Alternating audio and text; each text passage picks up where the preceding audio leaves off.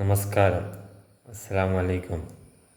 ഞാൻ ഹാഫിദ് ഷഫീഖ് മൗലവി, ഏറാമൽ പഞ്ചായത്ത് മുസ്ലിം ലീഗ് പ്രവർത്തക സമിതി അംഗവും ഏറാമൽ പഞ്ചായത്ത് 13-ാം വാർഡ് കുറിഞ്ഞാലിയോട് ശാഖ മുസ്ലിം ലീഗ് ജനറൽ സെക്രട്ടറിയും നമ്മളടുത്തുള്ള സ്കൂൾ PTA പ്രസിഡൻറ്റും കൂടിയാണ് ഞാൻ.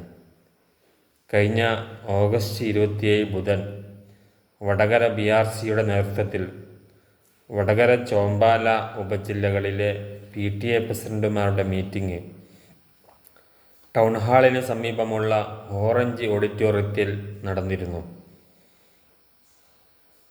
ആ യോഗം കഴിഞ്ഞ് ഇറങ്ങുമ്പോഴാണ് DYFI പ്രവർത്തകർ വടകര MP ഷാഫി പറമ്പിലിൻ്റെ വണ്ടിക്ക് നേരെ അറുപ്പുളവാക്കുന്ന വാക്കുകളോടെ ചീറിപ്പാഞ്ഞ് അടിച്ചു തകർക്കുക എന്ന ലക്ഷ്യം തോന്നുന്ന തരത്തിൽ ആക്രമിക്കാൻ ഓടി വരുന്നത് കാണാൻ കഴിഞ്ഞത്.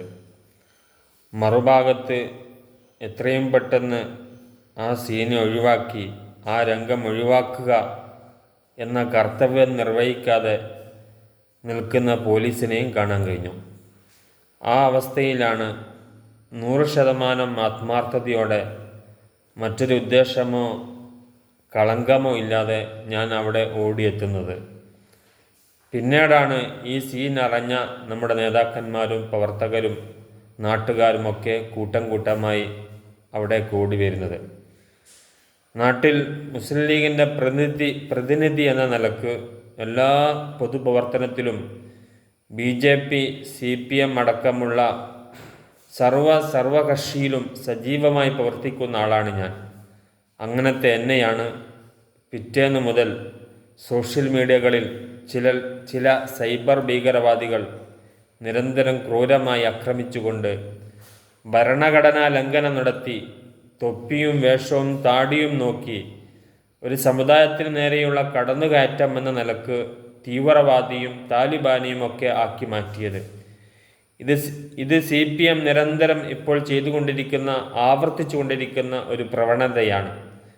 ഈ കൃത്യമായ ഭരണഘടനാ ലംഘനത്തിനെതിരെ, ഒരു പൗരൻ്റെ അവകാശത്തിനെതിരെ, ഒരു മതത്തിന് നേരെയുള്ള നീച പ്രവർത്തിക്കെതിരെ വടകര പോലീസിൽ പരാതി കൊടുക്കാൻ പാർട്ടി നിർദ്ദേശപ്രകാരം എൻ്റെ പാർട്ടി നേതാക്കന്മാരായ റാഷിദ് മാസ്റ്റർ, അതോടൊപ്പം തന്നെ മണ്ഡലം യൂത്ത് ലീഗിൻ്റെ ജനറൽ സെക്രട്ടറി അൻസീർ പനോളി തുടങ്ങിയവരോടൊപ്പം പോയപ്പോൾ 1, 2, 3 വട്ടം മടക്കിയാക്കുകയും 4-ാം വട്ടം മാത്രമാണ് പരാതി സ്വീകരിക്കാൻ പോലും തയ്യാറായത്.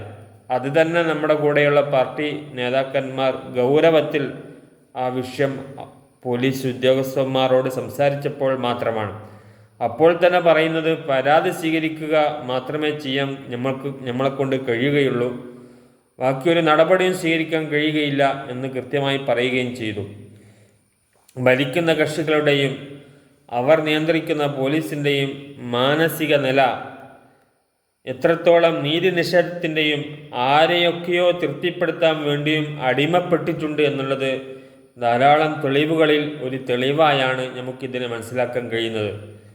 മതത്തിൻ്റെ, ജാതിയുടെ, വർണ്ണവർഗത്തിൻ്റെ എന്നീ വ്യത്യാസത്തിൻ്റെ പേരിൽ ആരും ആരെയും വേദനിപ്പിക്കരുതെന്നും ഓരോ മനുഷ്യരെയും മനുഷ്യരായി കാണണമെന്നും മനുഷ്യരോട് കാണിക്കേണ്ട കടമകൾ കൃത്യമായി നിർവഹിക്കണമെന്നും പഠിപ്പിക്കുന്ന ഇസ്ലാം മതത്തിൻ്റെ ഒരു വക്താവാണ് ഞാൻ.